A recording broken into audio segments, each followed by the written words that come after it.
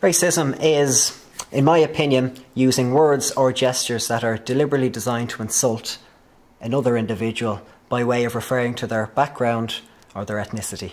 Well, usually if it occurs on the pitch from players, it'll almost certainly be in the form of words, whereas with the audience, with the spectators, it could be a combination of mass chanting or banners or gestures directed at the player when they know the player is in the vicinity. But for referees, when you're dealing with players, it nearly always happens by way of word.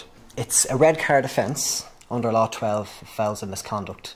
FIFA correctly changed the wording of that a few years back. There was foul and abusive language was where racism came under. But the thing was, it was open to interpretation and what is necessarily foul language. So they extended the wording of the law to state foul and abusive and insulting. So now the referee can interpret a racist comment knowing that it's designed to affect the individual, to interpret it as being insulting, so therefore it now becomes a red card offence. So the referee is supported by the laws of the game to take that action.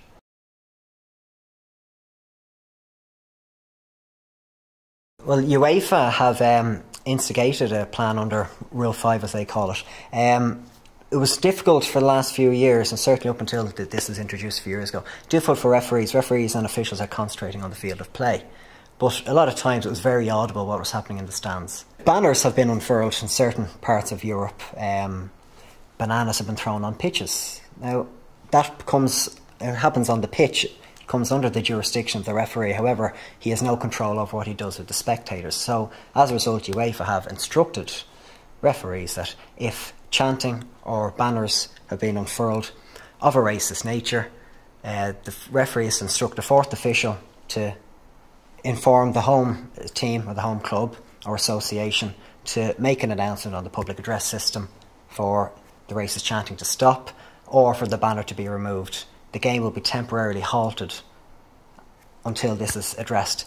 Players could be taken off the pitch 20 minutes, half an hour, whatever it takes. If the issue does not go away, it doesn't desist, the match can be abandoned and the referee will be supported in his decision to do so. We have this obsession with everything has to be watertight, how we report matters, how we act on the field of play step by step. But thankfully UEFA have been supportive, and by instructing referees, this is what you do. So referees now will feel absolutely supported when they're taking this action, and thankfully now the seeds of doubt, which I'm sure existed beforehand, there has to have been instances beforehand where referees saw something and thought, it's out of my jurisdiction, I don't know how to go about this, I'll stick to my game.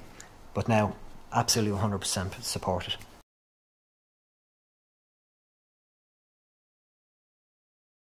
If a racist action is reported to us by one of the players and we haven't seen it, it's tricky for us to be able to take action for something we haven't seen. However, it would be reported after, and there's no way a referee would not let that go until he got to the bottom of possibly what was happening on the field, because it's in his interest in terms of getting the game to progress. Domestically, we have a system in place.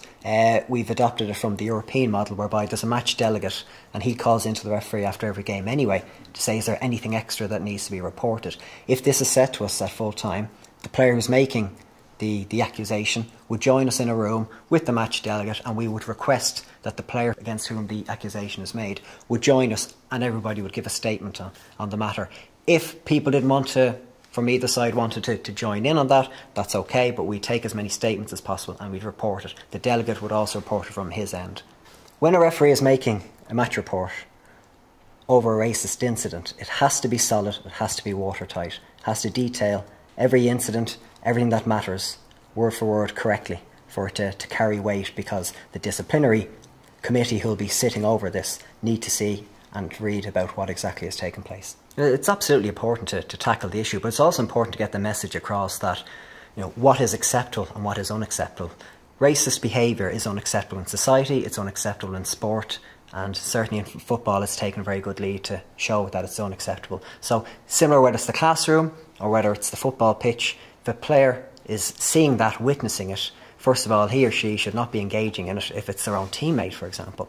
But first things first, tell somebody, tell the guardian. In the school it'll be tell the teacher, and on the football pitch it'll be tell your manager or tell the referee, and it should be dealt with there, but absolutely no silence on it.